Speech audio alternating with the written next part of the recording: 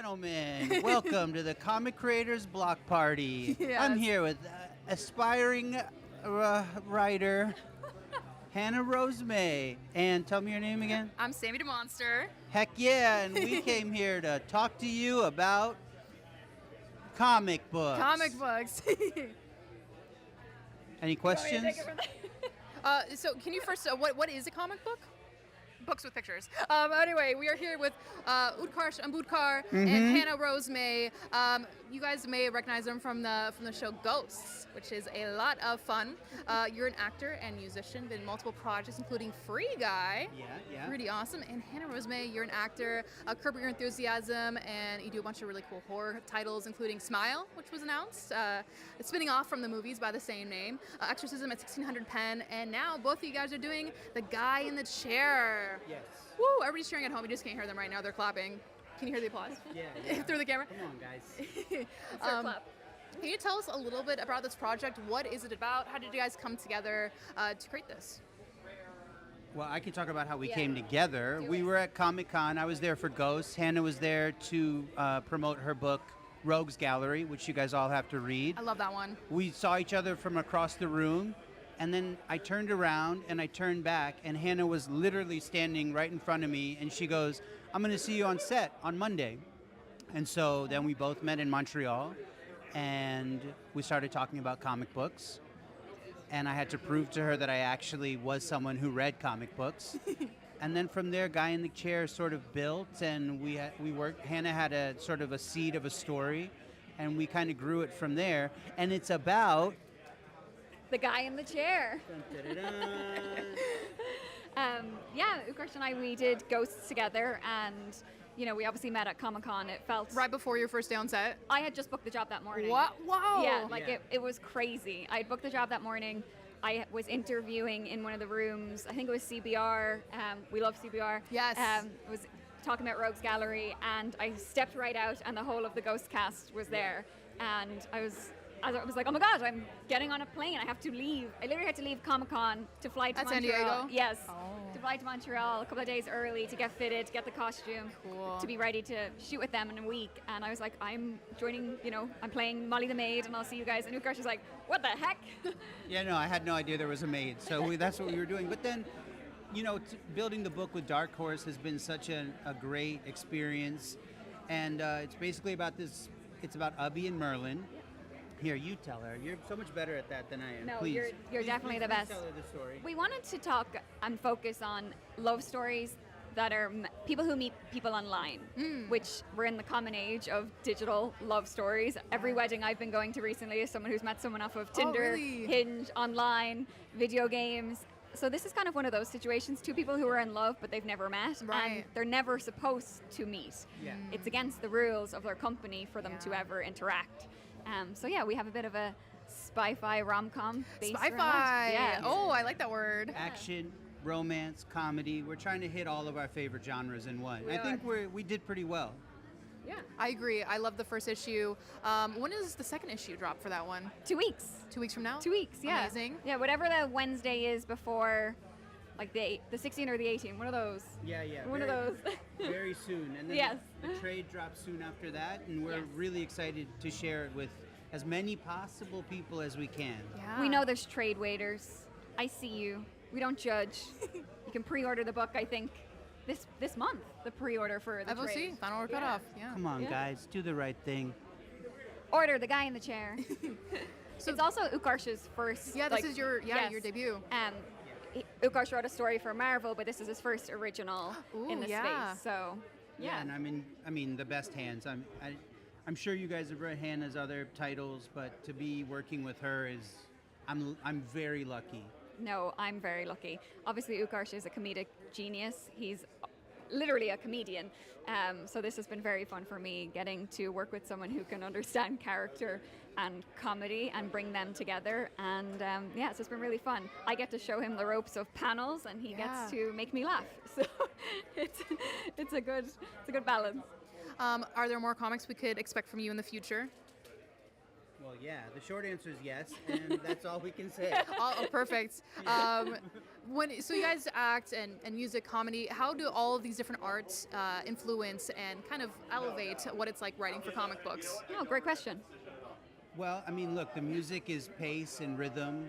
I think obviously the comedic background really helps in the comic book medium, which has been mostly about mythology and superhero storytelling. It can be dramatic, but I think comedy is a really hard thing to hit well in print. Oh yeah. And so to be able to have the chance to do that is pretty special, and to do it in a visual medium like comic books is really special. But it's almost like a 22-minute episode of television, right? yeah. Like Ghost is a comedy.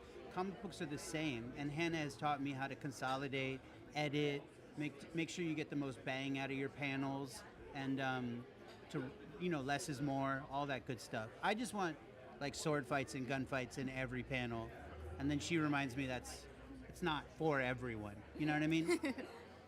I feel like everyone who starts writing a comic book, you learn fast that there's only so many actions you can put in one panel, which is usually one. So Okay. it's that's the fun part. But no, in the middle while we were writing The Guy in the Chair, Utkarsh's movie World Best on Disney Plus came out, and it's so heartwarming and so funny. His comedic timing is just brilliant, and when I was watching that, I was just honored that this guy is doing a book with me. So yeah, no, it's really awesome to work with your friends. Yeah, it's cool. Yeah.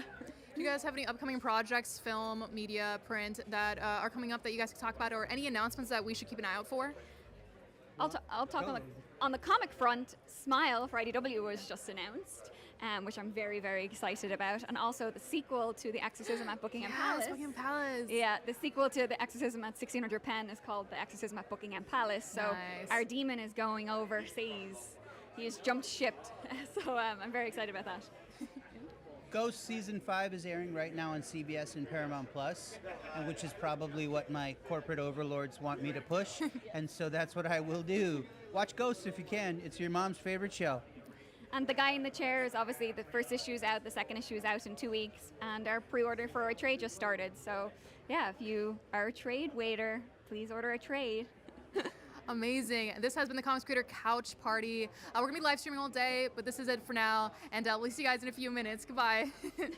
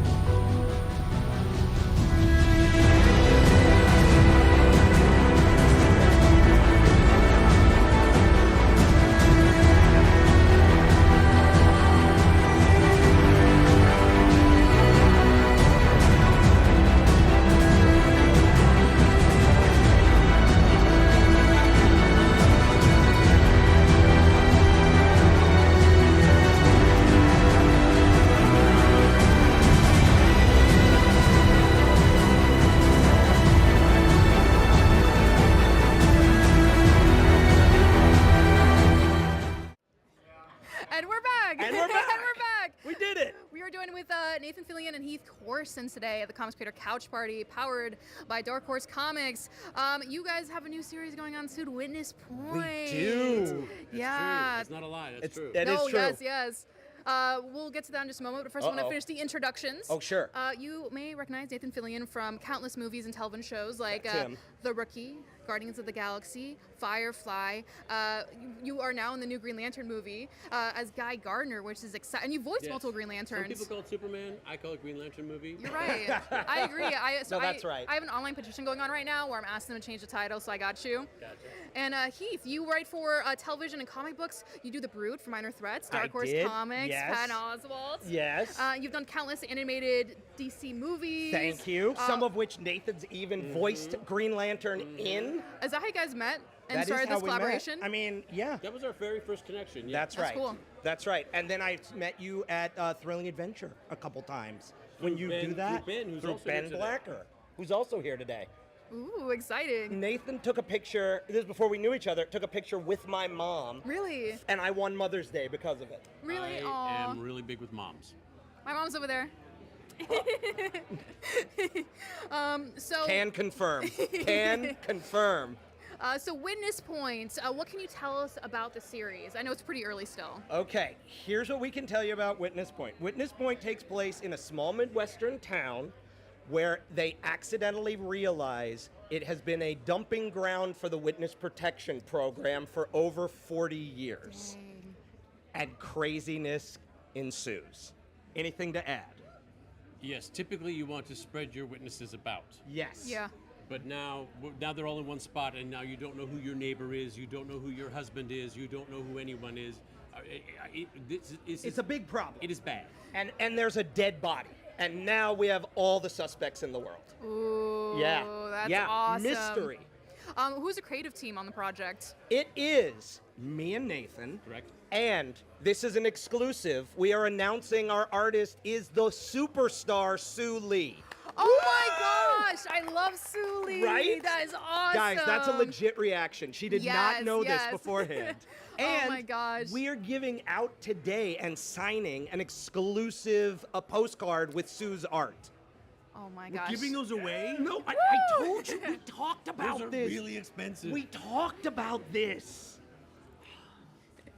So I have questions for you guys regarding your time working in television movies as an actor, as a writer. What are the differences when portraying those characters, writing these characters for the screen versus bringing these characters to life through writing in comics? Well, this is a first for me. Yeah?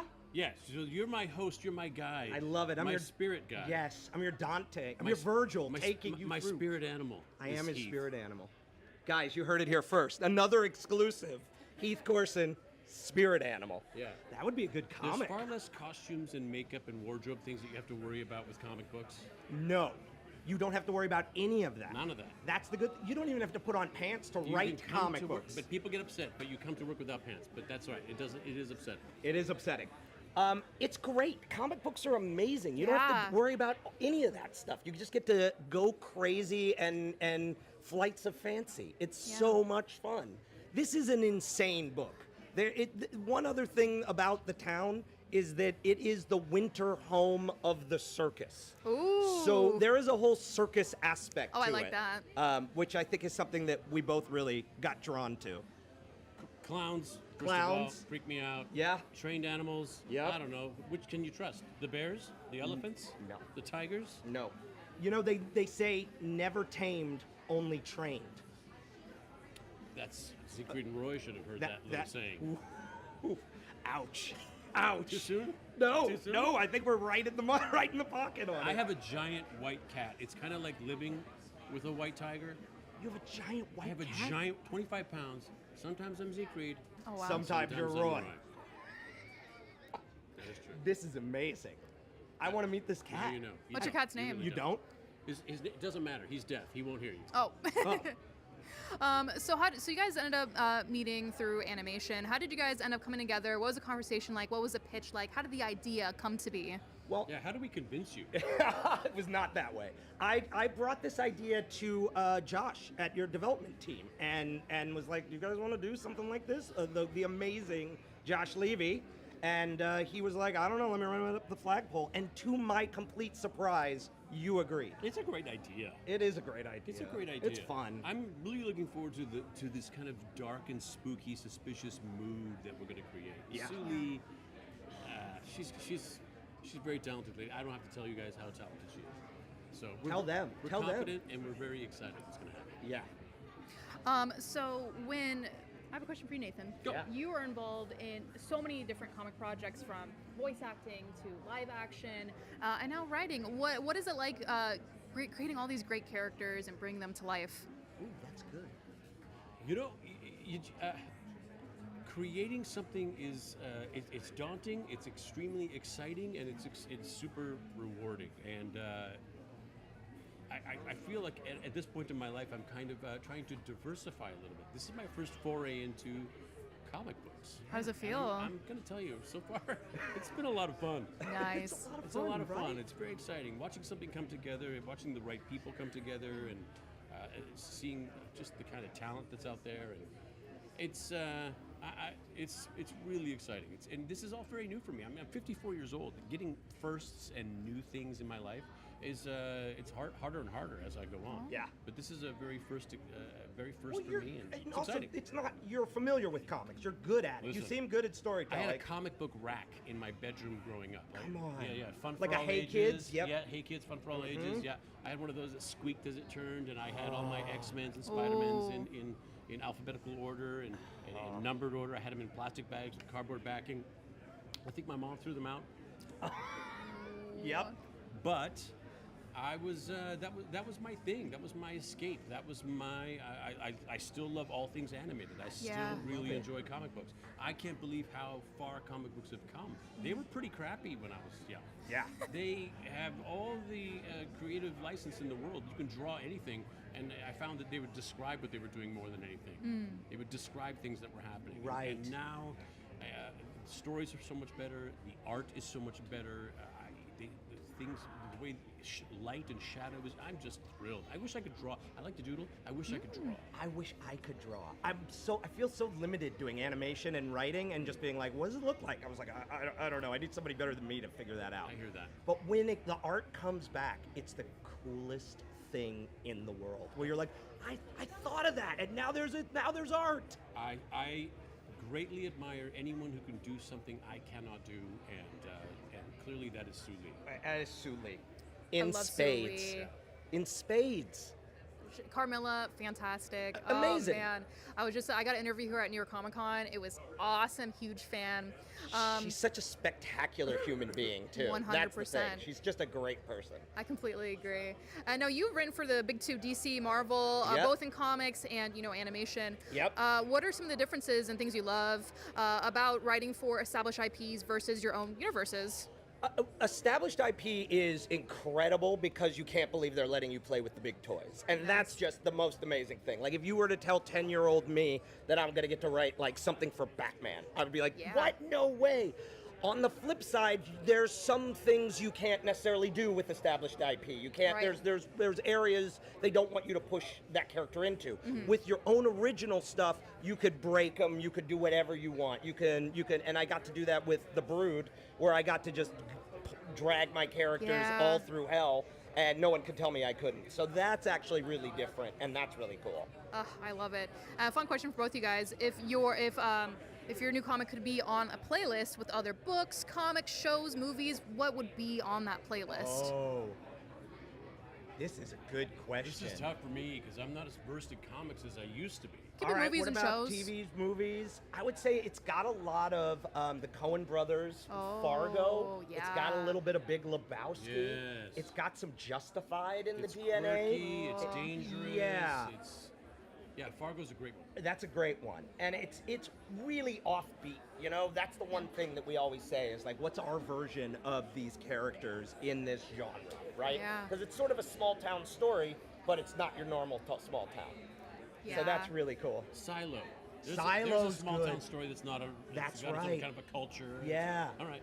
That's good. Murder mystery in there. Murder mystery in there. We're going to wrap up in just a moment, but when does the first issue come out? Is there a date announced yet? We have not announced the date. I can tell you, watch this summer. Okay, Yes. amazing. Keep an eye out. Keep an eye out. And any last words for the people watching at home? Witness Point. Witness Do you point. say watch this comic? What do you say? Yes, How do you- watch this Watch comic. this comic. Watch this comic. Buy this comic?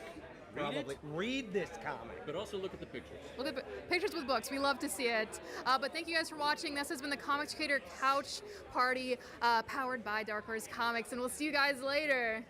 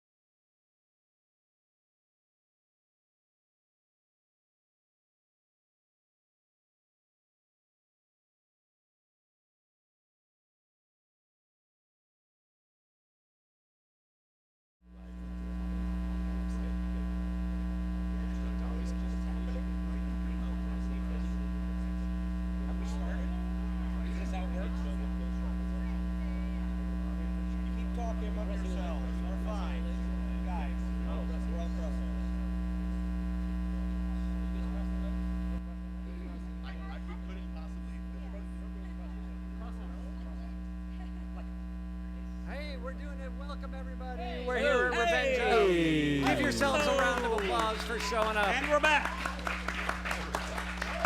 Are you all having a great time today? It's about to get better because please welcome our comics and television panel. I'm going to have you folks introduce yourselves on the microphone so everyone knows who you are, what you look like, and tell us, give us your nerd cred. Tell us Sure. what you're doing here, what character or characters you are associated with, and then we'll get into some questions. Let's start with this man to my left, Nathan Fillion. Hi, I'm Nathan Fillion. All right. I'm probably a pretty big deal to your mom. I'm here in my first foray into the comic industry with a little something we call Witness Point. Sorry, I fart when I'm nervous. I'm Heath Corson. I'm a Scorpio. I like soup. I've written for Minor Threats. I've written for DC Animation and Animal Kingdom, which is a misnomer because there's no animals and there's no kingdom. It was a crime show.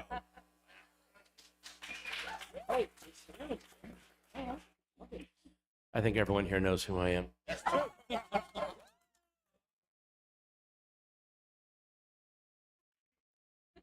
My name is Patton Oswalt.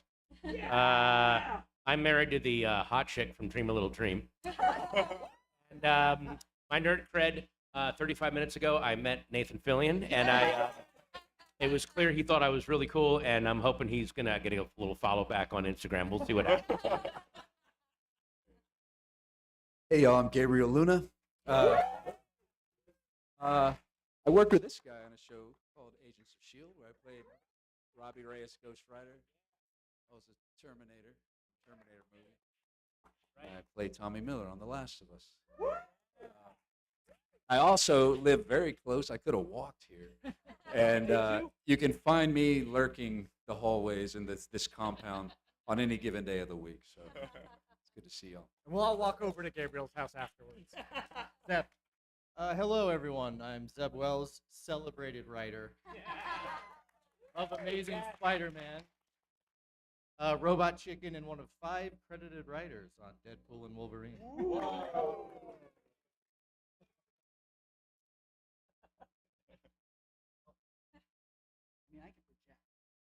Hi, Patrick Schumacher,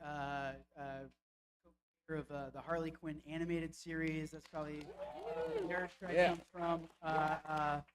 This is not as nerdy, I guess. I'm currently one of the co-showrunners of Abbott Elementary, based on the comic book Abbott Elementary. Hook 'em. I'm Josie Campbell. I'm a comic book and TV writer and producer. My nerd cred was I wrote and produced My Adventures with Superman. I'm currently the EP for the upcoming Starfire animated series. I am a lady and I'm a scholar. I'm Jordan Bloom. I did MODOK with this gentleman here. We do Minor Threats together in the comic world. And I'm currently one of the co-showrunners on Get Jiro, which is based on a Vertigo comic.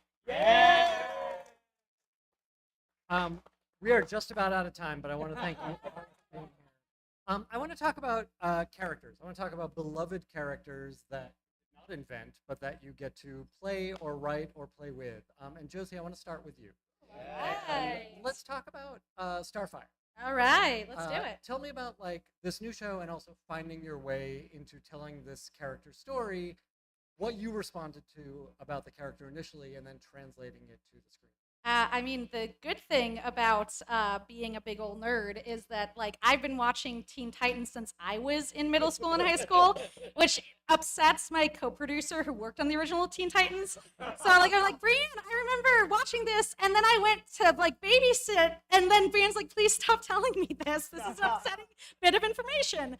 But because I've been such a fan this whole time, when the opportunity came up to do this, I was so excited because for me, Starfire in animated space is different than the Starfire in the comic books, but I think the thing that she holds together is that she's really passionate. She infuses every emotion to the utmost, and she's a bit of a warrior. And so that was the core of her. So I'm like, the trappings will be different, she's in a different space. She's in an Elseworlds show. It doesn't quite connect up to the continuity of any other Teen Titans property, but the basis of who she is still the same, and she's such a bundle of joy that it became very easy to just instantly hear her voice in my head. And where are you all with the show? Can you talk about that? So we are currently writing and boarding and producing now. So hopefully we'll be able to announce it sooner rather than later. That's my boss's job. Fair enough. Nathan Fillion. I am he. Now, in addition to being an acclaimed comic book writer, soon to be acclaimed comic book writer, Okay. And acclaimed podcaster, Yes, wanna just plug as that of real yesterday. Yes, you've gotten to play some superheroes yourself. it's true. Let's talk about Guy Gardner. Okay. What was your relationship with this character before you played him? And tell me about like stepping into those boots and that haircut. I didn't have a relationship with him. I was the other one for a long time. I was voicing other Green Lanterns. Hal Jordan. Thank you. Yep. I told you when I get nervous. Yeah. No, it's good. I'm here. So wow, did you like have to do a deep dive? Was it conversations with Gunn? What did it look like to get into Guy? So I was a comic book collector when I was a kid, and my dad would take us to the Wee Book Inn on White Avenue in Edmonton, Alberta, and he would buy us a ton of secondhand comics. So I wasn't the kid who got to go like, I want the next episode of next issue of whatever comic title I'm collecting. I had a smorgasbord across this whole spectrum. Ragman. Does anybody know Ragman? Love Yeah. Yeah, that guy I thought was pretty cool, but Yeah. nobody else knew what I was talking about when I liked him. But so that's where I first got a hold of. What am I listening to? I don't know. It's a fight. Yeah. He's on my team. Yeah. But Guy Gardner was he was out there. I knew about him. I thought, boy, this guy's a real jerk. Who would ever want to play him in a movie? Turns out it was me. And to steal the movie from a bunch of scene stealers. Oh my God. Come on. Yeah. You can't. You The can't wig comment did a on lot of that work for me. I'm not gonna lie. But they were gonna go with a very different haircut, and I'll tell you this: I fought for the bowl cut. that. Really? Yes. The original thing they had going was kind of like a British rocker. It kind of looked like He-Man, to be honest. Masters of the Universe, He-Man. And I said, we're going to hear about this if we don't go with a bowl cut. Smart. And I'm really happy that things went that bowl The cut way. classic haircut. Yeah, That's yeah. super fun. Yeah. Zeb, let's talk about comic books. Please. Tell me about something that a character that you loved and got to adapt. Ooh, well, I was a big Elektra fan from Daredevil, and I think Frank Miller said, she was dead and no one should ever touch her again. So when I got offered the chance to do that book, it was very hard for me because I wanted to respect Frank, but I also needed money and had nothing to do. So What was it about that character that you responded to? there was something that she just walks around with a lot of tragedy. She doesn't say a lot, which I think I respect. As someone who you can tell I'm babbling right now to make hoping everyone likes me. So it's very compelling when a character doesn't. It's going say, great. Yeah. I like a character that doesn't have to say much, and that's really fun. And then you have to write action. You just have to show action, which I think is good. So was there, when you approached the character, like, was there stuff that you had to throw away? Was there stuff that you brought in that you feel like this was something the character was missing at the time? Well, she'd just been dead for so long, and Also a pulse. I was always trying. I think a few different things had been tried, and I just wanted to see if I could capture the character that I remembered, and be and honor Frank Miller as I desecrated everything he wished for the character. Well, it worked. I mean, look, you brought her back and we love her now. Thank you. Patrick, let's talk about Harley. Let's. Every year we talk about Harley, and I'm glad we get to do it. We meet here to talk about Harley. Harley Cons. Next year. Tell me about your relationship with the character before launching the series, and then like how has it evolved over these how many seasons? 5 seasons? Yeah, 5. Hopefully more, but TBD. I know it's gonna. No. you know, I was a huge fan of Batman the Animated Series, as many of us here are, I'm sure. And around 2016, you know, the studio came to us and said, hey, you want to do like an R-rated, you know, serialized animated show?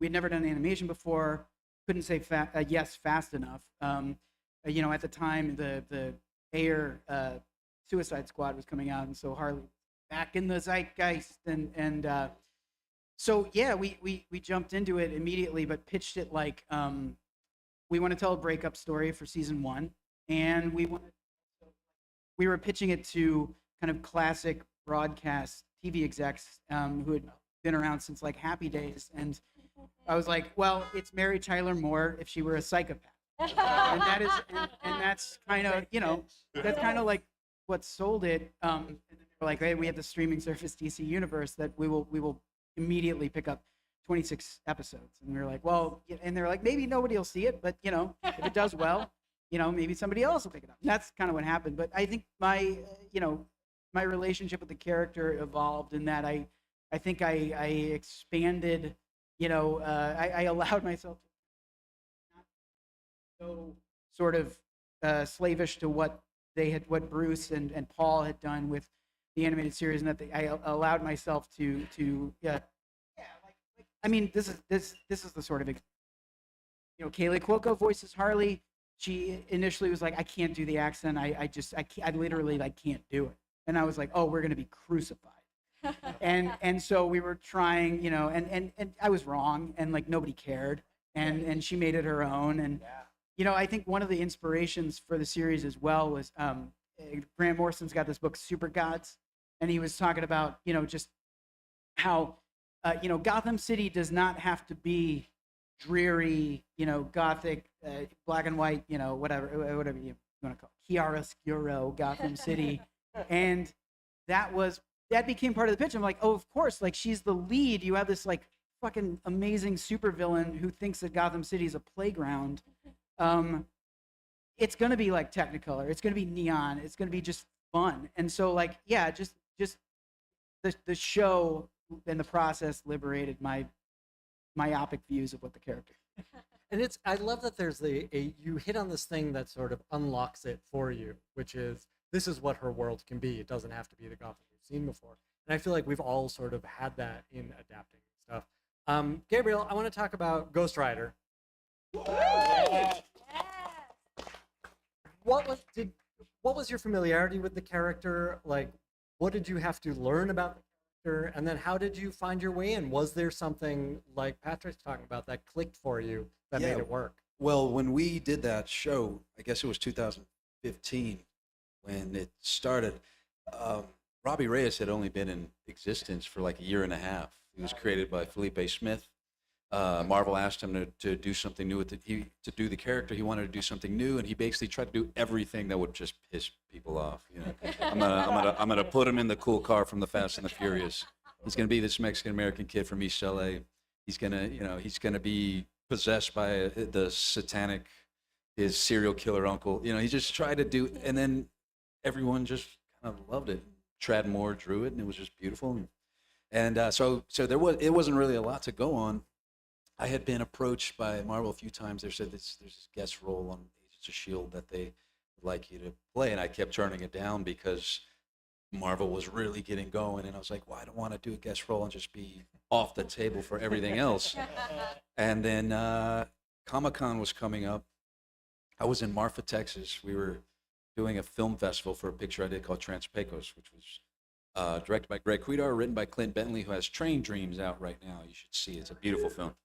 So I'm sitting there in Marfa. My agents call. They're like, hey, that part you kept turning down, you should really kind of look at this. Because people had pieced it together at Comic-Con. They were wrapping buses with flaming chains. They're like, oh, this is a Ghost Rider thing. So I was like, Ghost Rider? Okay. I mean, I did a show called Harley and the Davidsons. So I was like, well, maybe they saw that. But then I looked into it like, no, man, look it up. So I look it up. His name's Robbie Reyes. He is an orphan. He's taking care of his brother. I have a younger brother. His brother's name is Gabriel. There's all of these kind of, my mother was a 15-year-old widow when she had me. So I had this, even though I'm not an orphan, my mother's much more like a sibling when I was growing up, and even now she's more kind of like my responsibility. It's just all of these things about this character just completely aligned.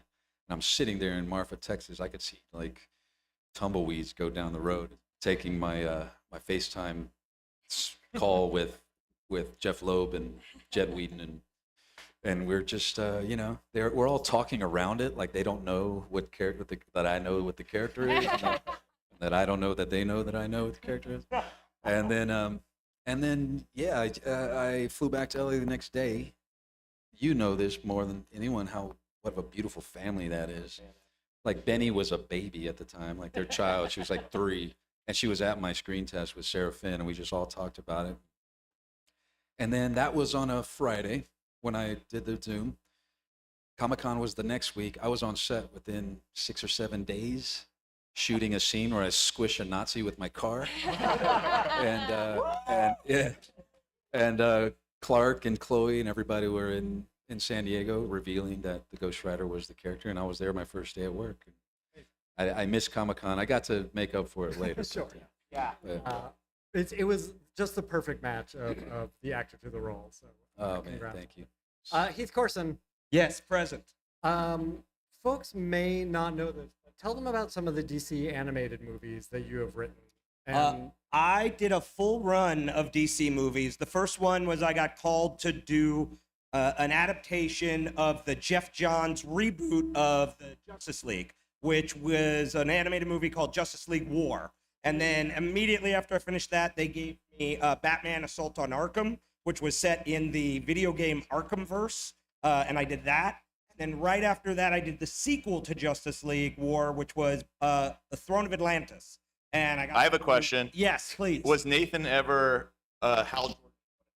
Yes, he was. Okay. Nathan was Hal Jordan in Throne of Atlantis, and he actually replaced Justin Kirk, who was the Green Lantern in Justice League War. I was first choice for second choice. That's right. important to know. Was there a character? Let's talk about Arkham for a second. Okay. Because I know it's a beloved film. Yes. Was there a character? Thank you. Yeah, Thank you, it's this really, guy. It's really good. I see you. Was there a character in there that you couldn't wait to get your hands on?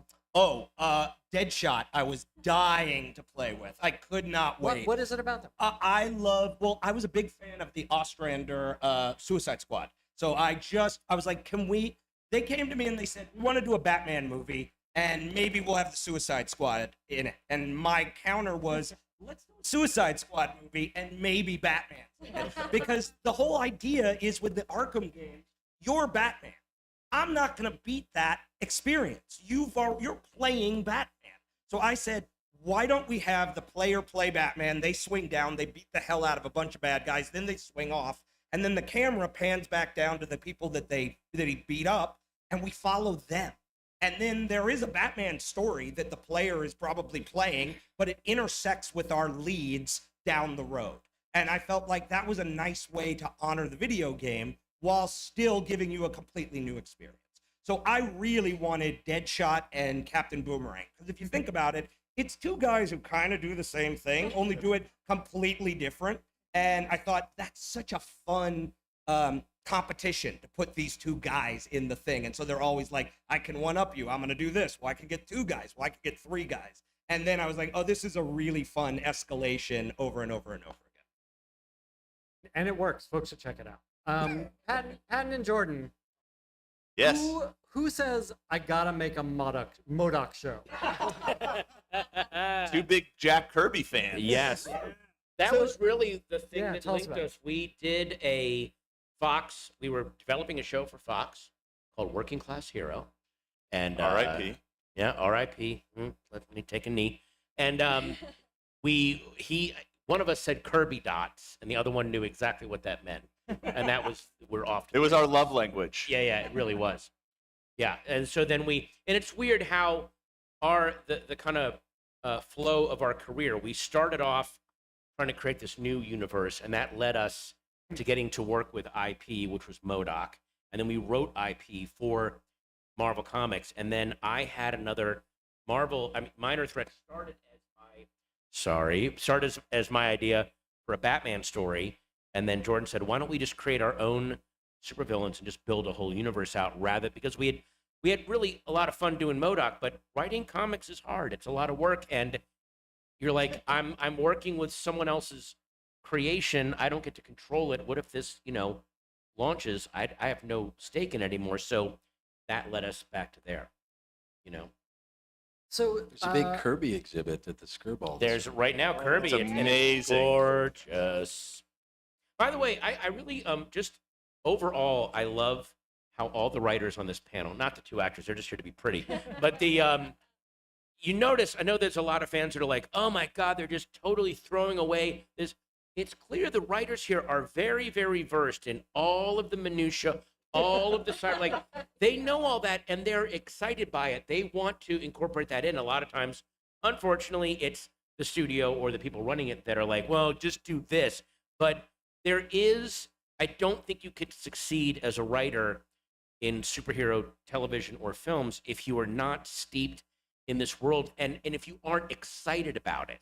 And I think the first round of stuff, especially if you look at a lot of the early TV versions and stuff, they were just like, oh, it's just funny books for kids, whatever, and they didn't understand the lore and didn't get why people are hooked at it. Now, at least it's in the hands of people that are excited to be doing it and really, really think about these characters. we all started as fans. And, Oh, and yeah. getting to play with the toys. Well, working. Exciting. I mean, Jordan has like the the encyclopedic knowledge in that guy's head as we're doing stuff.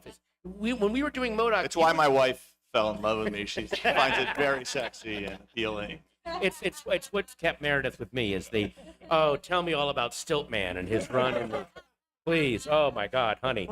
But you would bring up obscure characters that we wanted to put in a MODOK, and even Marvel was like, is that one of ours? And they're like, no, that is. And then I think they got a little panicked because there were a couple of super obscure ones they didn't let us use. Turner D Century.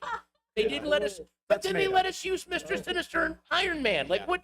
Anyway, sometimes the writers on these things are way more enthusiastic than you think. And if you knew all of the battles that were lost trying to get things on screen that then weren't done, it's heartbreaking. Well, we read and follow all this because Nathan, correct me if I'm wrong. You were a Wonder Man in a poster in Guardians of the Galaxy, but it wasn't in the movie. So when we got to do MODOK, we're like, there's only one person who can play Wonder And Man. he played Wonder Man. We cast him as Wonder Man because we're the nerds going, but we want to see the Wonder Man movie.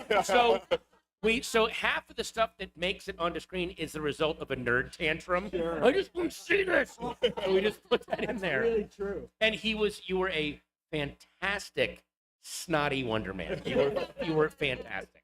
So. Yeah. Sorry. First choice every time. Nathan, you've played a bunch of comic book characters in a bunch of movies where you get like variously killed off and beaten up before Guy Gardner, right? Yes. Like, what was Suicide Squad? Who did you play in that? I was TDK, which we all know stands for The Dark Knight. What? What? Yes, the detachable kid. And then there was some Guardians of the Galaxy nonsense also. Yes, I was a security guard in Guardians of the Galaxy. I was also the blue alien in the first Guardians of the Galaxy who threatened to prison rape Chris Pratt. Hilariously so. Yeah. Let me ask you, and I genuinely am curious. Then we'll get to the rest of you. Like, is the vibe on these James Gunn sets, because we know that he is one of us. He is a comic book nerd. Yeah. Like, he loves this stuff like we all love this stuff. Is it like a comic convention like this? Is it like a comic convention? Is it a convivial back and forth about who could beat up who?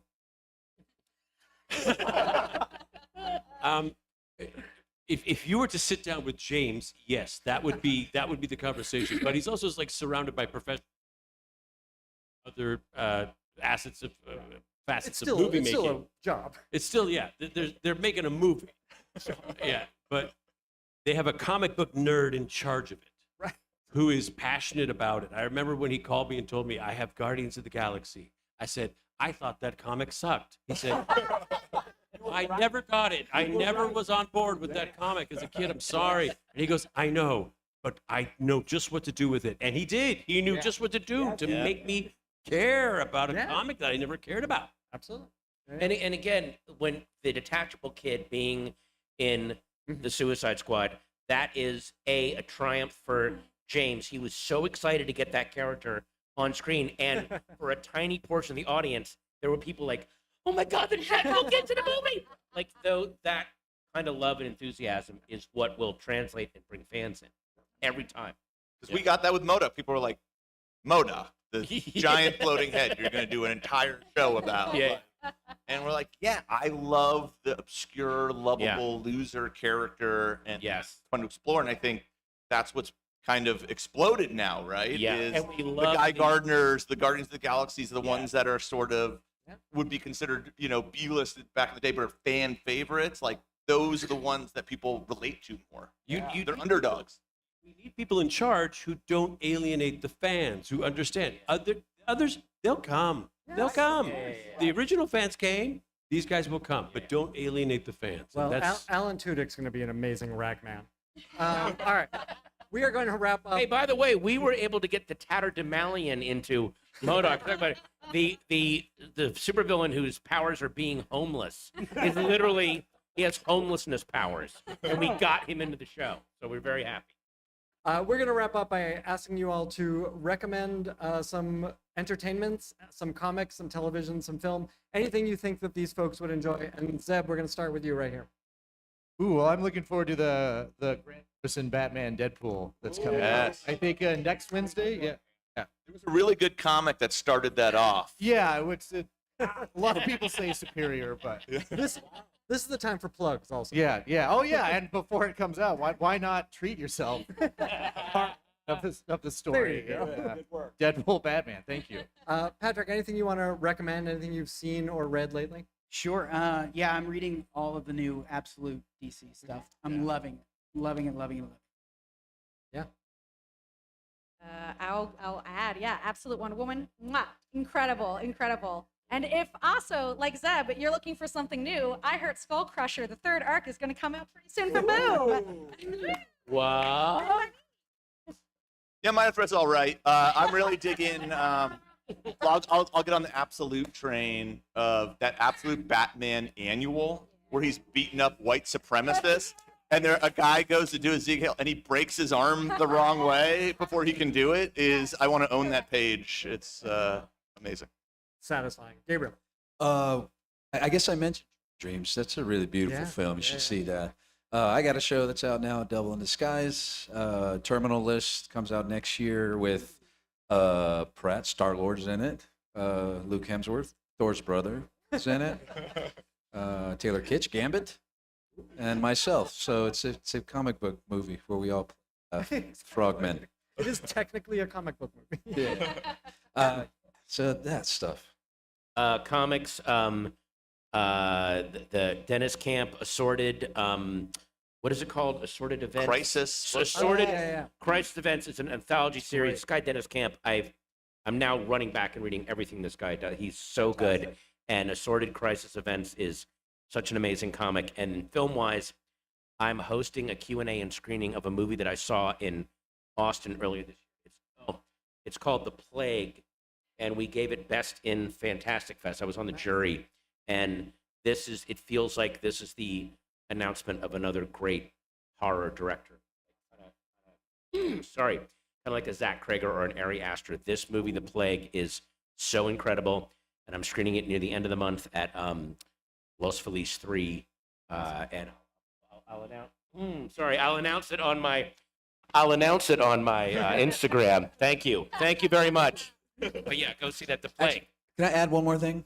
There's a kid, his name Alexander Ulam. He did a film called It Ends, which I saw at South by, and it's amazing as far as horror goes. It's like Gen Z horror, weird existential thing. It Ends. It's amazing. Track it down. Keith. I read Daniel Warren Johnson's The Moon is Following Us, and I was very, very moved by this book. I would very much recommend it. It's very, very good in comics. In television, but yes. very tragic, like Yes.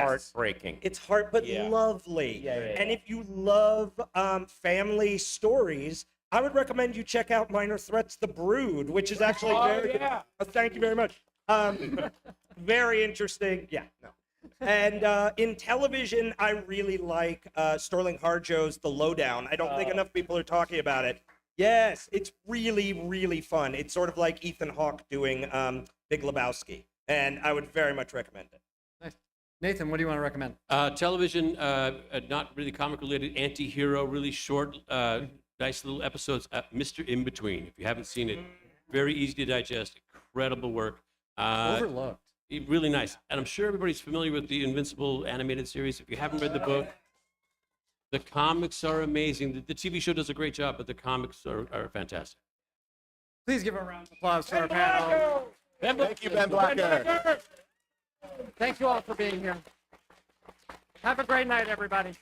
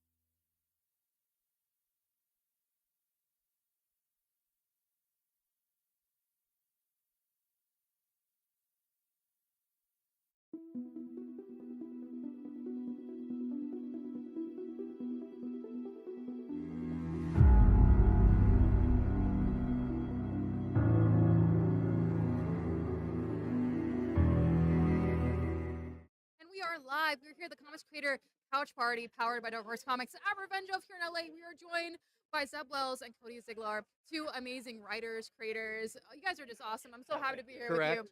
First of all, how are you guys doing? How are you liking the event? It's incredible. I was here 2 years ago. It's Oh. huge. It's grown a growing, lot in yeah, 2 years, yeah. absolutely. Is this?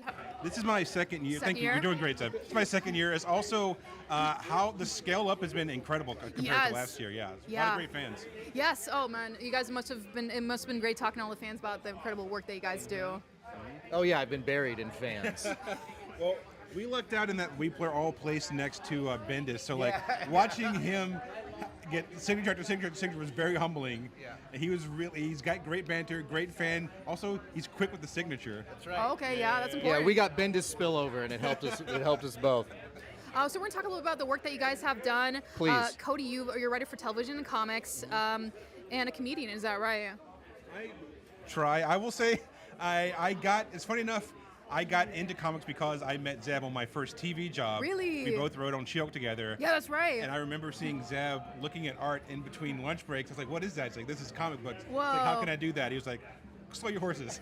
Let's see how your script turns in, then maybe I'll recommend you. Yeah. And I guess my script turned out well, and then I got into comics because of Zeb recommended me.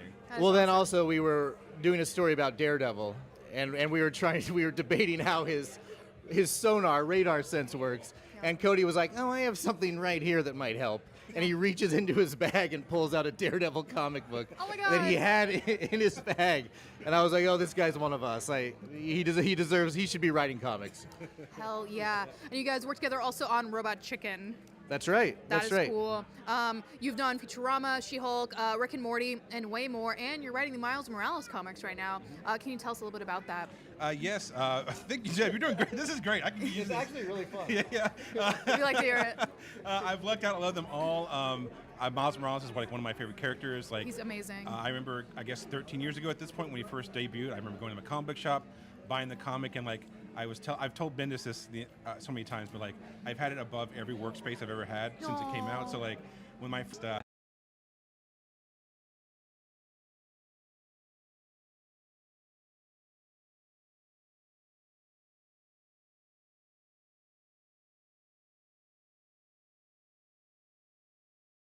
this is what I do for a living. You know, I don't take it for granted at all. If people want to start reading your run, where can they start? Miles Morales #1, I think, came out in 2022. Cool. Check that out with fantastic artist Federico Visentini. That's my brother. I love him. He's a fantastic artist. I've worked with many fantastic artists, but it was very great starting that book with Federico, and I can't shout out his work enough. Amazing. And Zeb, you're the showrunner for Marvel Zombies. Yes. And you also were the co-writer of the movie Deadpool and Wolverine. That's right. And you're also known for your amazing comic runs, Amazing Spider-Man and New Mutants. That's right. Yep. All of that is true. Perfect. What is it like writing both? This is a question for both of you. What is it like writing for both television and comic books? Well, I wish it was more similar because what I've written in movies, television, comic books, and I'm so annoyed that you have to relearn something every time. Like they're all fairly different, and so comic books, you know exactly how many pages you have, Yeah. and it helps you structure things. Okay. Where other things, it's just you have to learn the language of the medium. Yeah, and also it changes between shows. Like every show has its own format and own language. But I will say, I'm going to gas Zeb up again. When I first got my first comic book job, I emailed Zeb and he sent me literally a how-to guide of how he breaks down every comic he's ever written. Oh, cool. And not only has I used it for every comic I've ever written, I've sent it to so many people. Like if you saw the chain, it's like maybe 35 people I forwarded to. I take out all your information, but I forwarded to so many people. Like you truly, like you've probably helped maybe 24 people write their actual first comic. Oh wow. That makes me so happy because many Bothans died to get that information. That was a lot of blood, sweat, and tears. A lot of pain went into that knowledge. So if I could share it and help somebody with it, that helps. Can you tell us a little bit more about Marvel Zombies? Yeah, so that it's foggy in my memory because we wrote that in 2021, I believe. Wow. But that was just so much fun, and writing that and then seeing how the director and the animators brought it to life. Yeah. It's hard for me because I'm not used to gushing about something I worked on so much, just because I'm very self-critical.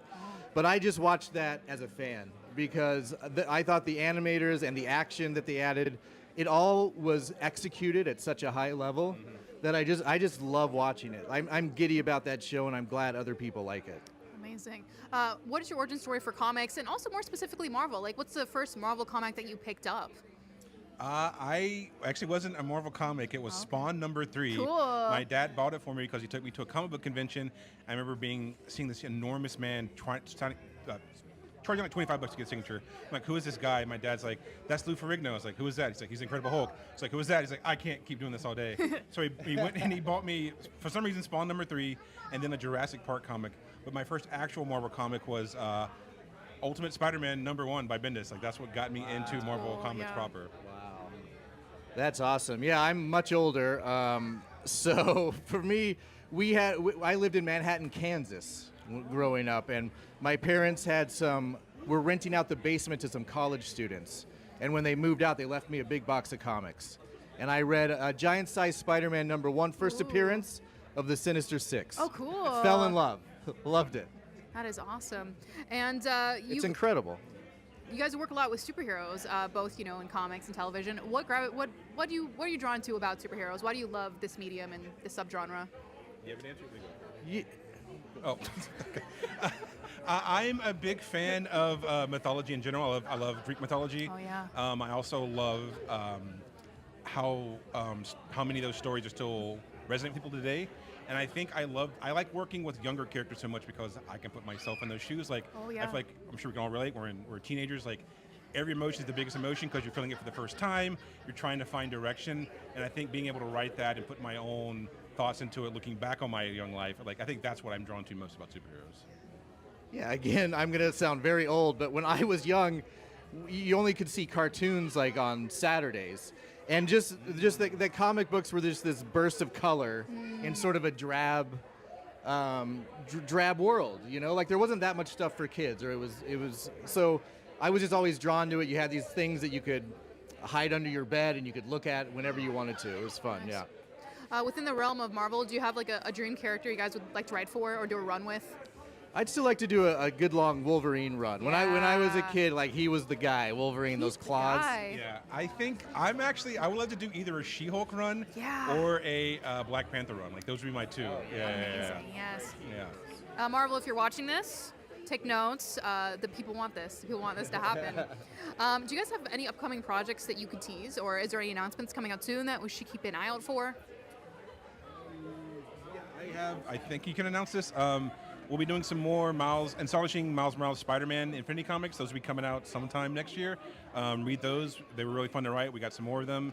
And I guess Miles Morales Spider-Man in the meantime. Amazing. Yeah. Awesome. I did a book that you can buy now called Deadpool Batman. And it was awesome. Yeah, and then Batman Deadpool comes out very soon. So I hope everybody checks that out. Grant Morrison needs some help. That was he needs fun some press. crossover. Yeah. So do you guys have any advice for people who want to get into comics or writing television or just writing in general for the first time? Do you have any advice? I mean, it sounds like a platitude, but it's not. It really is just like making it. I think making something that's digestible. Like instead of writing like a 30-page pilot, write like a 10-page short. Or if you're doing a comic, write a 5 or 10-page short or comic. Like don't try to write like a 120-page graphic novel.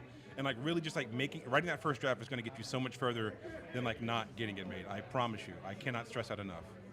Yeah, and then when you're starting out, especially, if anyone will pay you to do anything, take that job, whether you like it, whether you don't. And if you don't like it, just find a way to love it, and then do your best work. Do as well as you possibly can. Heck yes. And where can people follow you online? I'm at Yay for Zig on Instagram and Blue Sky, and yeah, those are the only social media apps that I have. I'm on nothing. I don't. We respect it. We respect it. We love to hear it. You're focusing on the writing, no distractions. I was chased off the socials by the Spider-Man fans, and it's the kindest thing you can do to someone. Okay. Because now I'm not on social media, and it's fantastic. Oh yeah, no, I getcha. One last question, real quick, a fun one. But what is your ideal writing setting? Your atmosphere? You like coffee shops, like working at home? I'm definitely a coffee shop guy. Nice. I got to be outside, like the people watch, and I like it to have stuff going on in the background. Like that's the only way that I can really work. Like everything I've written since like 2022 has been in a coffee shop. Wow. Oh, that's so cool. Yeah, people don't even know that you're writing like Miles Morales right next to you. I just like a nice, quiet space. Okay. I need quiet, and bizarrely, I need 2 hours of quiet before I start writing, and then I need quiet on both sides. Okay, or I get between too quiet. nervous. I'm very skittish. Opposite atmospheres. I like that. Yeah. I like that a lot. And the results speak for themselves. Absolutely. No, you guys are fantastic. It is an honor to be chatting with you guys today. I believe that is all we have time for, so we're going to wrap it up now. But yeah, this is the Comics Creator Couch Party brought to you guys by Dark Horse Comics. We're going to be streaming for the rest of the day, and until then, we'll see you in a few minutes. Bye.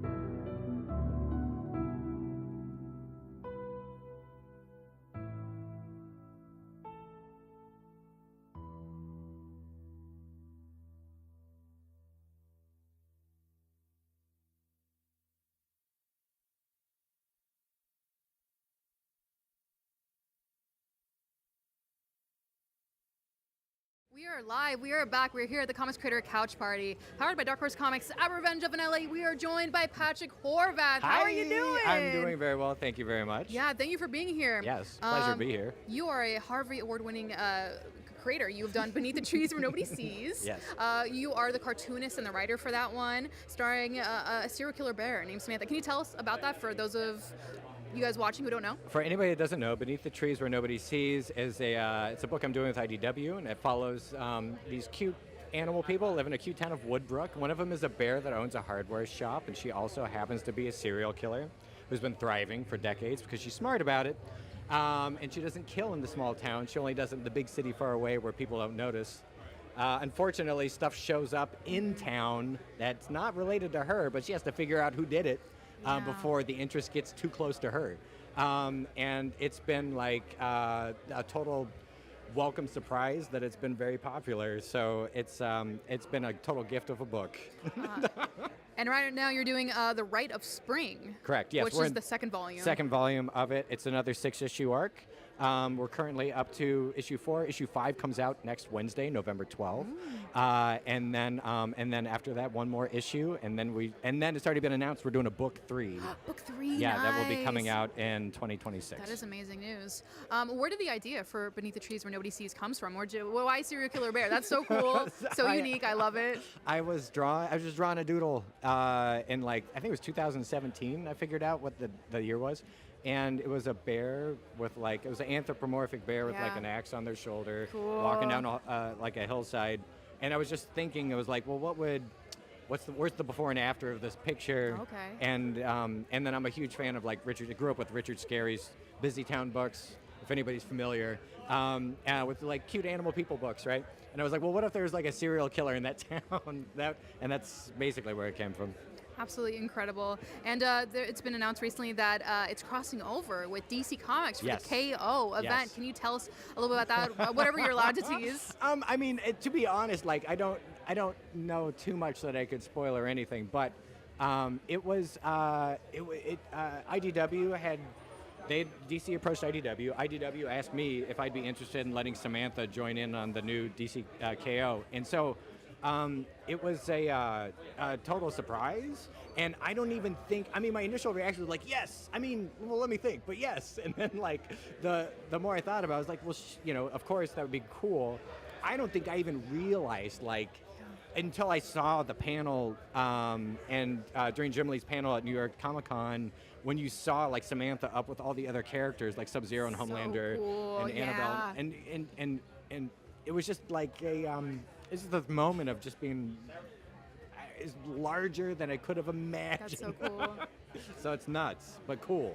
Congratulations. That Thank is you. so I appreciate it. I don't know if this is too much of a spoiler, but who do you think would win in a fight? Superman or Samantha? I don't know if you can answer that one, but imagine them facing off against each other. I mean, I think Samantha would win clearly. I mean, the thing Samantha's got going on is a lot of people would probably underestimate her. So I feel she's smart. I feel like she might be able to pull something out that nobody expected. She got the brains right there, which is incredible. We chatted last time about your origin story, getting into comics and art. Can you Yes. tell us some more about it? I mean, I've been drawing comics since I was a kid, and then I took a huge break from drawing at all and switched into film, and I had a whole nother life writing and directing independent horror movies, working on other features in different capacities for storyboarding and doing effects work.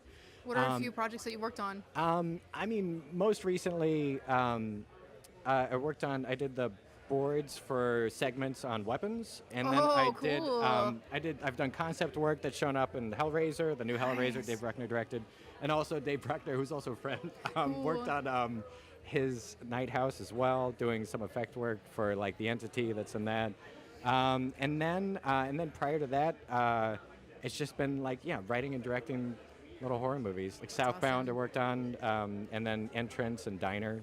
Cool. But yeah.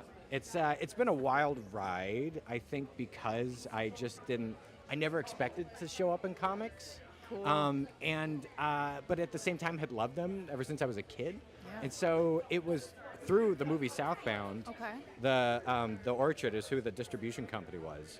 And then Paul Davidson, who was at the Orchard, ended up at IDW for a brief time. and he showed my work to Mark Doyle, who's the editing, Cool, yeah. who's director of editorial, and then that's how random, but that's how it happened. And I got pitched. It was like, if you want to pitch us any ideas, let us know. And so I had Cool. one, and it was Beneath the Trees. Amazing. Where does the name come from? The Beneath the Trees Where Nobody Sees is from the lyrics from the song Teddy Bear's Picnic. And back when I came up with the idea, like back in 2017, it was, serial killing bear. I always thought Beneath the Trees Where Nobody Sees was such a sinister line in Yeah. that song Teddy Bear's Picnic. So I was like, oh Yeah, yeah, 'cause it's what does like that murder mean, mystery you about a know? serial killer trying to find another killer. It'd be called Beneath the Trees Where Nobody Sees. And so it just, it all honestly like gelled like in that, like maybe like couple hours way back when. Incredible. And when writing for film and comic books, what are the similarities and differences, especially for horror? Because it's a very interesting medium to bring to life on the pages because you don't have like sound, for example. Oh my God, yeah. It's like, it is, let's see, the big difference, the hugest difference is that I have the most control over everything with comics. Right, And like right. the best way. So it, like I still want to do live action, like directing live action film projects, but at the same time, like, I'm having a ton of fun doing comics, and I've been able to do more, which is incredible, and I'm very grateful for it. But so I'm not in a rush to leave comics anytime soon. No, we want you to stay. Yeah, We're happy. yeah. This is good news. But the big difference, I think, like between writing is like, you have a lot less. There's no motion, right, and there's no sound, and you're kind of left to like mechanically speaking, like you have a page turn.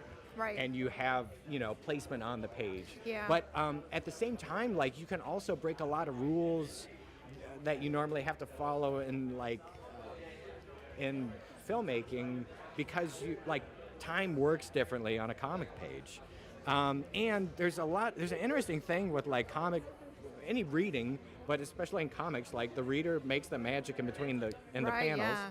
And the fact that the reader's completing it is like a stronger connection I found. I've heard people say that before. Than with maybe film or TV in certain regards. So it's just interesting in a really cool way. I find that I have had the most interaction with comic readers than I had with film fans. Oh, okay. And it's been I don't know, it's really cool. It's a lot richer than it has been. I don't know. Okay. And maybe it's because I table a bunch and you get to meet the people Oh, yeah, that are that is reading nice. it, and you have you have your episodic issues that come out every month, and so Amazing. because of that, you keep checking in. You know what I mean? Yeah. And it's I don't know. There's a lot. It's a lot more of an immediate feedback. It feels like it's Right, cool. Yeah. A bit more intimate, it sounds like. Yeah. But also just writing, I would say there's no budget with comics. So Oh, true. Yeah, you could can infinite do whatever you want. possibilities right If there. you need a starship, you can just write in the starship, and it's not a problem. Absolutely incredible. And what art medium do you use? Because you are the cartoonist and the writer. What medium do you use? And what's the creative process like? Like writing the script and then drawing them, or do you start with the drawing sometimes? I will do. Well, I do everything traditional. So I do it on watercolor paper, and then I paint, and it's all gouache and ink. Ooh. And so, but the process is, I have the whole thing outlined, so I know what's on every page, and then once I break it down by pages, I'll dive in and start actually laying out in pencil Okay. on real small thumbnails. Okay. I found that it's the fastest, even faster than before. I'll go digital for the tighter layouts. Okay. But before then, I'll just go pencil on teeny tiny, so I don't worry about detail. I just need to know do the shapes work, will Right. the panel number work, Oh, yeah, like the will the layout silhouettes. work, and I'll do it in spreads. Okay. And then once I'm happy with that, I'll I kind of write the words and figure out the layout at the same time. Okay, And that's then cool. just that real rudimentary layout, and then I just can plow ahead with the script that way. Mm. And then I go back and do more fuller layouts on digital. I literally take a snapshot with my phone, put it Okay. on the iPad, and I'll draw it tighter, more detailed Okay. layouts. And then I use that for as a light table after. Oh, And then I put cool. my paper on that. And On I'll- the iPad? Yeah. Wow. And you can use an app that basically makes it so it doesn't move when you're trying to draw. Oh, that's actually And really good to then- know. That's yes, cool. it's called Projector, if anybody wants to know, on Nice. iPad. And it saved me so much time. But it was definitely a big part of the process. As much traditional as possible. Incredible. So it starts with the outline, the drawings, and then you could tighten up the dialogue. Yeah. That is and awesome. then at that point I'm and then I'll ink it and then I'll paint it. amazing, stunning. I love the series. The first volume is out now if you guys want to catch up. But this is all we have time for today. Thank you for being on this live. This has been the Comics Creator Couch Party brought to you by Dark Horse Comics. And we'll see you guys soon. We're live streaming till, like, I believe 6 o'clock. Is that right? Or all day, whatever. We'll be here, guys. Bye. Bye.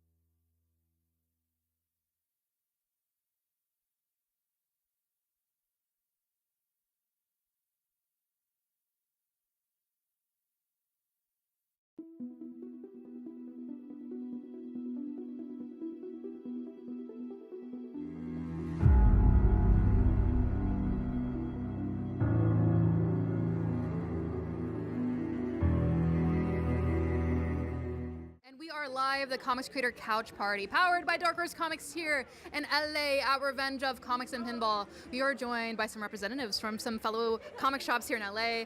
We got Golden Apple, we got Things from Another World. I would like for you guys to introduce yourselves to the camera and tell us how long you've been working in comics and what you love about running a shop.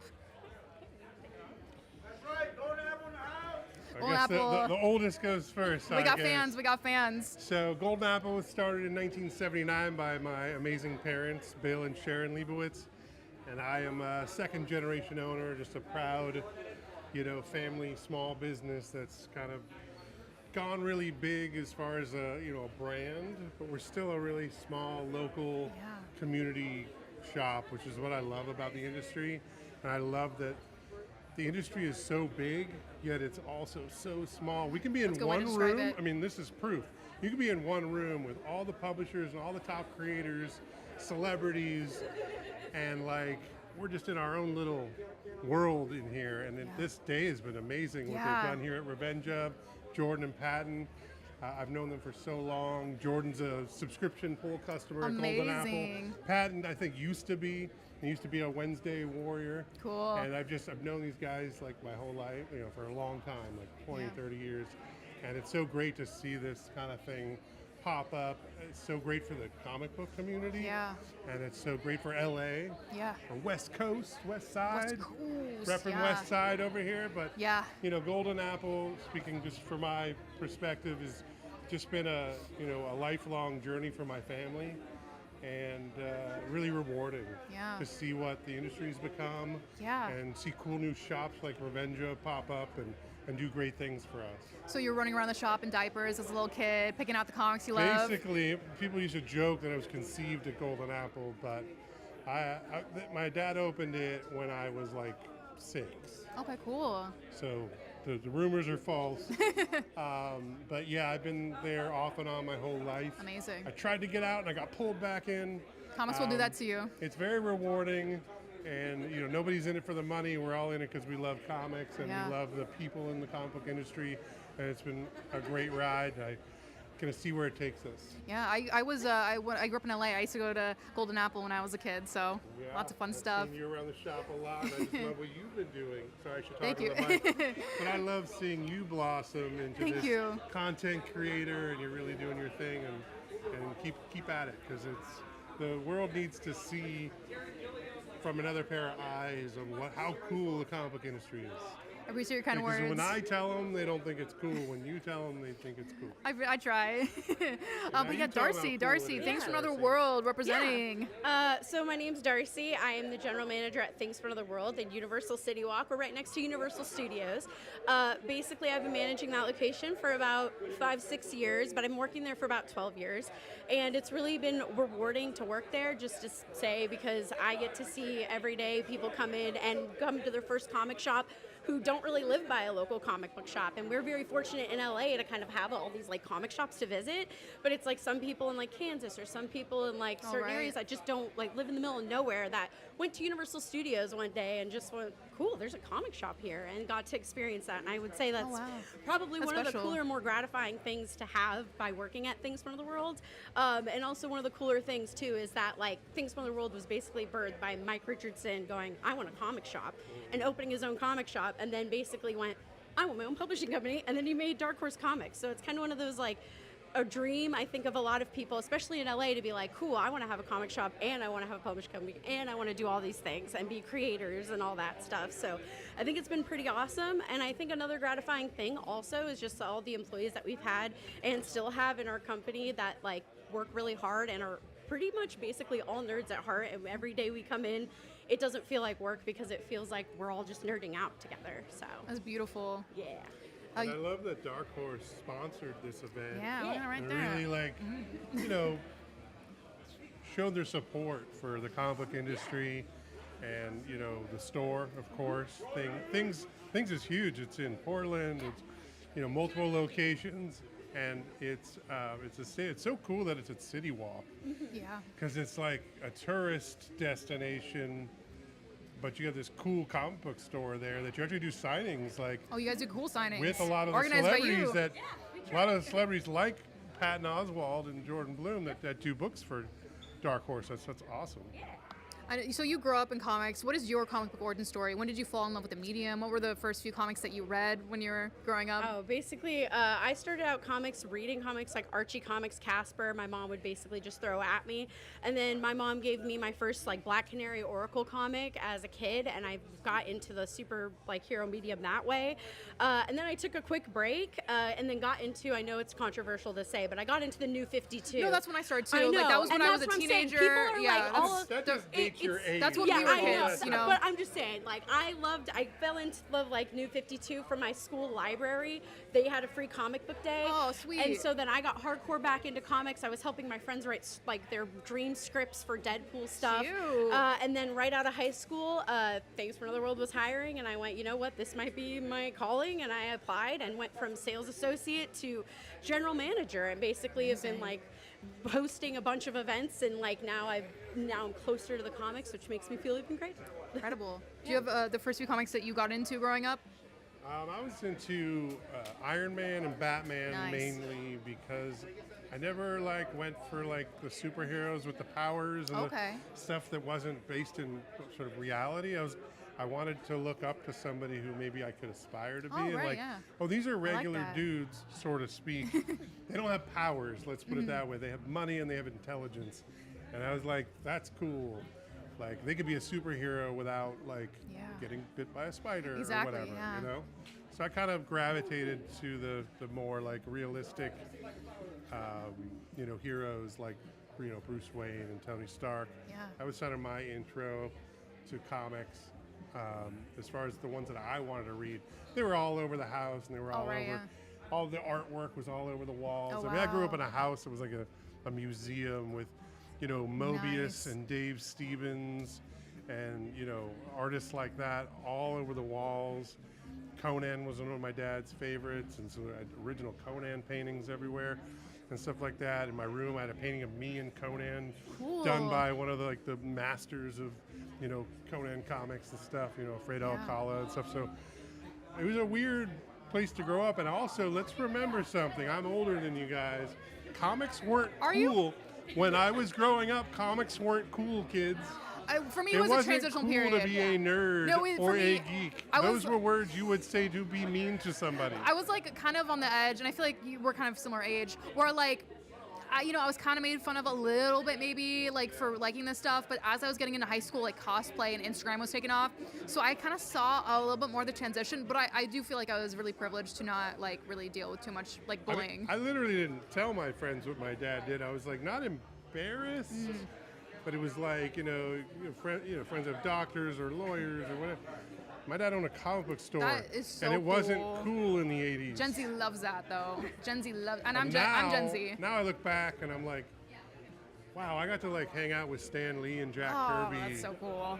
And all the greats of the industry, and they were like my uncles. You know, I jokingly Yeah. call them like Uncle Frank Miller. You know, Uncle this, Uncle that. Like they were like these guys and people I grew up knowing. And these were people's heroes. Yeah. I kind of took it for granted. Like I was a kid, whatever, Stan guy, whatever. Now I'm like, Yeah. what a crazy childhood I That's had. so cool. Yeah, honestly. What goes into running a comic shop? Even some aspects that people might not even think about.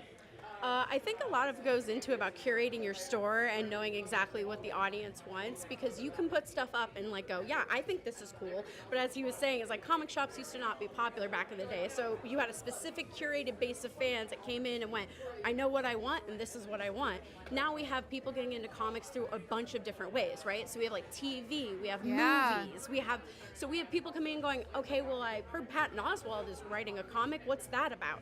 So I think a lot of comic shops right now are trying to curate towards that type of vibe right now, because it's like you kind of want to get more people. Oh, you like the Patton Oswalt Minor Threats? Here, you might like this title even more. Nice. It's one of those things I think a lot of comic shop owners are paying attention to right now, and trying to also get more on social media to kind of get their name out there, because I think a lot of comic shops right now are not like savvy or know how to use Instagram as much, or are using it and they're not breaking through. And it's one of those things that like Sammy Here's came into the like content creator era, which is really great. I'm so grateful. No, seriously. And I think this is the time for people to jump in. And right now comic like owners and managers are kind of going, okay, now I need to curate and I need to turn. So that's what I would say. Definitely. I mean, selection, is key. Ordering, appropriately, budgeting, but really having a staff that can help people, because, look, I hate to say the A word, but like everybody can go to Amazon or some other website or whatever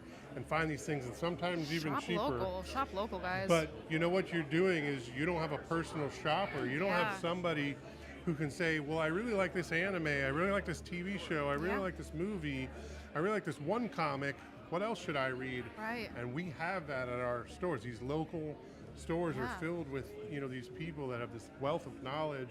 And what I love about, especially my store, and I'm sure it's true for every store, correct me if I'm wrong, my employees and everybody who works there, my crew, everybody kind of into something differently. Yeah, I like that. And yeah. so Tifa, yeah, for sure. people come up to me and they're like, what manga should I read? I'm like, actually, I'm like the wrong person. I can tell you Akira and a few things, but go talk to them and they're going to like blow your mind. Yeah. Or if you want to get into indie books or if you want to get into superhero, like I have somebody who's got a specialty in each one. Yeah. Yeah, we have the Justice League. And so like you don't get that shopping online. Yeah. You might save a couple dollars, whatever. It's not you worth don't get it, the though. experience. This is a community. Also, yeah. Let's talk about comic books for a minute. Like the individual comics, people love to touch them, smell them, literally. Oh yeah, no, I mean I get it. It smells pretty good. I like I like to smell. It's I like to like sniff a books. thing, like especially the older ones. So it's really fun to like have the vintage comics and own one and have it in your hand. Instead of like reading a digital comic. Yeah, no, it's a very special experience. I think it's an experience going to a store like ours. You guys you are such an integral part of the comic industry, and I love to see the collaboration between Golden Apple, Tifa, and Revenge of. That is actually all we have time for today. Thank you for being on this stream, and thank you guys for watching. This is the Comics Creator Couch Party, powered by Dark Horse Comics. We'll be back in a few minutes, and we'll see you guys later.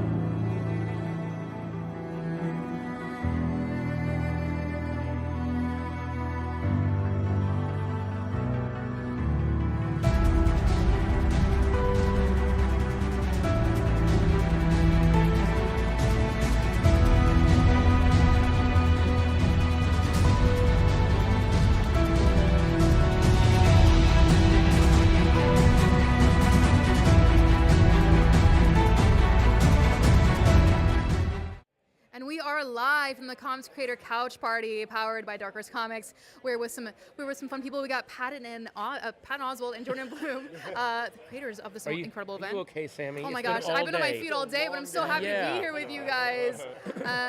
And Jeff Eisner, you are here. You are the co-owner of Revenge Of. You built all these incredible sets, designed everything. And you know what? We're going to throw the cards away. It is the last interview. Let's have fun with it, guys. Whoa. We're off the books. Whoa, off the books, We are man. off the books. Tell me, how's your guys' day been? How's this event been going? 3rd year in a row. What has it been like seeing all this growth? It just hit me that this is the end of the day. Yeah. You talked to, it was 11 a.m. when we last Yeah, talked. you're my first, my last. It just We're zipped sandwich. along. I don't know what to say. It's been amazing. I don't know. I wish I had a more articulate way to put it, but Mm-hmm. the way that this has expanded, but not metastasized, I know that's a weird way to put it, it stayed focused on the comics. Yeah. You know, I want to thank Dark Horse. I want to thank Things from the World, Golden Apple, everyone who kind of came and joined this family Collector's today. Paradise, Collector's Paradise. Secret headquarters. Yeah, and you know, it was a real celebration of comics. I got a Boom Boom sketch by John Bogdan. I'm just gonna brag right now. But it was a great way of creators to meet and fans to meet creators, and like that's what it's all about, is celebrating comics. Yes. Yeah, I mean, the only thing I can say about today is that it's been intense, Mhm. like in the best possible way. I've Yeah. devolved into megaphone guys, if you can't tell. But everyone has been having a great time. The fans have been awesome. We've been getting through every line. The vibes have been super high. Like it's just been fantastic. Well-oiled machine. Yeah. Everything is beautiful, fantastic. What are some of the differences this year, the 3rd year, compared to the first couple of years? Well, I mean, this year I think we're way more wired in to the internet. We're trying to bring this experience to people that can't physically get You out here, guys, we're which talking is about you. because we got so much positive feedback from people that are like, oh, I wish I could have been there. Mm-hmm. Also, I think that again, it's spreading. The word is spreading organically. Everyone that comes here tells their friends, you should come here. So we keep getting more and more creators, artists, writers that want to come to this. Yeah, I think it's an amazing mix of comic book legends and local indie people, kind of all mixed together. The whole community getting to hang out. Yeah. I have nothing to add. Perfect. How did the conception of this event happen? What was the conversation like? Where did you spark the idea to essentially have a Comic-Con at a comic shop? I mean, I remember him saying, can't we do, because we did our book release party Minor here. Threats first trade release. Yeah. And it was like a block party. And we're like, wait a minute, and you said, that is what Comic-Con used to be like in the 90s. Why? And then it all kind of hit us. Well, we can just do that again and keep it local and keep it small. And that's where it grew from. But again, we are very, very conscious of not letting it grow too big, which I think is very important. Yeah. What was the conversation like when they approached you for this idea? What was Revenge of about? Yeah. I mean, like Patton said, we had the Minor Threats Volume 1 launch party, which was like a huge event, and I think kind of set the bar for like what a comic book event could be. Yeah. And we were just like, why isn't this just our own convention, you know, with like, let's bring all our friends and let's just do our own thing. And it's evolved into this, you know, I mean, we're on a red carpet doing live interviews. So who knows where we'll be We're on next. green carpet, slime green carpet. So sorry, Love so it. sorry. Look, step and repeat, it counts. What goes into designing this event? You guys are fabricators, set designers. Back to heat. FTB designs. Everything here is so beautiful. Like all the sets. Building the sets is exhausting for me. Yeah, exactly. Lots of This guy hammering. just shows up for the interviews. Yeah, I didn't do much, but no, I mean, it's like, you know, it's pulling all the tricks out of the bag and seeing how we can, you know, do everything that we do for all these other experiential events and bring it to this, and you know. And again, it reminds me of, as far as designing, and he's really good at making our inarticulate bleedings real, but we've been to a lot of Comic-Cons. I've been to a lot of music festivals. I remember the ones that work. If you go to Bumbershoot back in the day, was this a very chill day. It was fan-friendly. It wasn't this 18 hours of nonstop entrance. No, we're gonna, and we've been to bad cons, and we know, and so we were very much able to articulate, we want this to be fans meeting creators, and that's it. No one is trying to sell you anything. No one is trying to hook you up with anything. This is just come meet the creators, man. Yeah, I mean, that's what it's all about. That's why we haven't had sponsors really until this year. You know, obviously Dark Horse helped us out immensely to bring this to the people at home. But I mean, you know, it's all grassroots, homegrown, inviting our friends inviting their friends, and so on and so forth. Yeah, if we're gonna have sponsors, it's people who make comics. Yeah, Yeah, exactly. Yeah. And what are some of the changes over the years you've seen in Comic Cons? Because you mentioned in the 90s and stuff. How are Comic Cons different today? And what do you implement that you don't necessarily like about Comic Cons that you put here? Well, again, the thing we all can agree with, Comic Cons that got so massive and stopped being a fun niche thing for the people that actually love comics. If anything, a lot of the bigger Comic Cons have become about anything but comics. Yeah, like Comics pop is almost culture. the last thing that's there. And it was really weird right after the pandemic when we went down to San Diego and it had gotten way smaller and there wasn't a lot of TV and film presence. We're like, oh, this is how it... And you could also see the fans going, wait, this is way better. So there nature healing. There was nature healing, and I do Nature's feel like healing. maybe we will help inspire smaller, grassroots, local Comic Cons and keep it at this Yeah. level rather than it's got to be the most massive thing with the most, because then it just becomes exhausting. Right. Yeah. right. We will be having next year an AP Bio Bounce House, though, obviously. What? But, you know. No way, Bounce House. Am I too tall? No. Okay, cool. And don't miss the Bud Light Chips Ahoy AI experience next year. Oh my Very, gosh. very excited about that. Stanley's yeah. hologram. Yeah, and we're also we're talking to the WWE. We'll have all your favorite wrestlers down here. That is incredible. Fun question for you guys. Top 3 favorite comics in general or potentially that you just read recently. I like your comic reviews online, by the way. I really do. I love them. Oh, thank you. Well, the 3 that have really landed on me hard are They Choose Violence. Okay. Can't believe.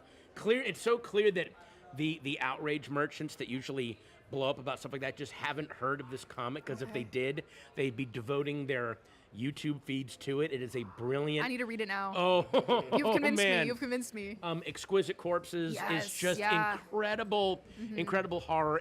And I know that everyone raves about the Absolute line, and I love the Absolute It's a good line, one. but the stuff that Tom King has been doing with Wonder Woman, especially Mhm. the whole Sovereign line, maybe one of the best superhero stories I've ever seen.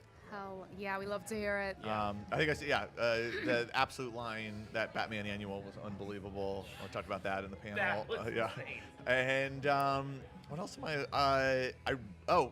Escape from Alcatraz. Oh, yeah. Is a beautiful. Was that Alcatraz? Out of Alcatraz. Out of Alcatraz. Okay. that- What? yeah. Can't well forgive me. There's a lot of great noir By and Chris. crime happening. Yes. Right now. Yeah. That and you know what? Fantastic Four is great right now. Cool, yeah. By Ryan North. Yeah, my brain's mush, but I will say Assorted Crisis Events, everyone Yes. is in love with that. We got Exquisite Corpses, like Patton said, pretty much everything Tiny Onion, obviously. Love Tiny Onion. The Imperial stuff has been incredible, the Absolute stuff. Yeah. On and on and on. And a question for you guys.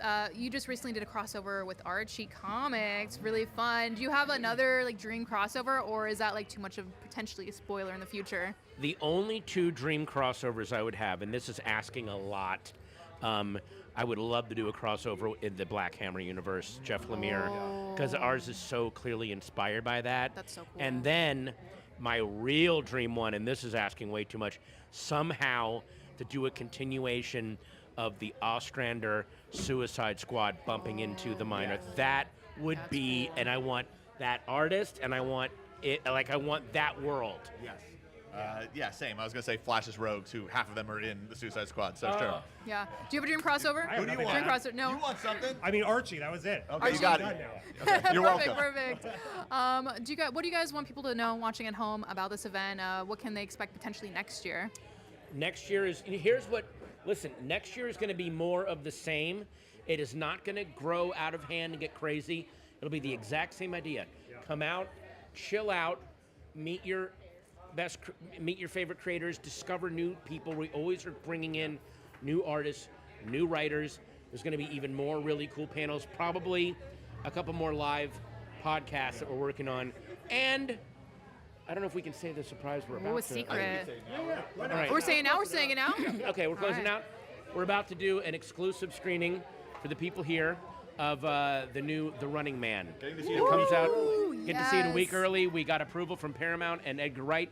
We are showing it to the elite of the nerd mafia, to talk about and post about. But I saw the movie last week. It is incredible, and this is one of those movies that I want to watch an audience watch it again. That's how good it is. Yeah. Aw.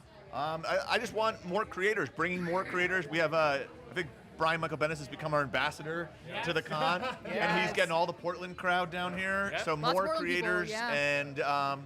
and we talked about maybe bringing more comic vendors here. Oh, definitely, especially bringing other smaller stores here and let them set up a booth. sure. I like Definitely, that would be great. Yeah, for me, I'm looking for a megaphone person to take over for me. So Okay. next year, we're going to hire that. Give me it. Let me see. Yeah, here you go. Here. Look at that. There you Whoa. go. There you go. But yeah, to echo Patton, I want to bring all the comic stores here. I think we got a lot of them in LA already, and we just need to bring the rest. Yeah. Woo! Comics Creator Block Party 2025! Woo! Whoop, whoop. All right. Yeah!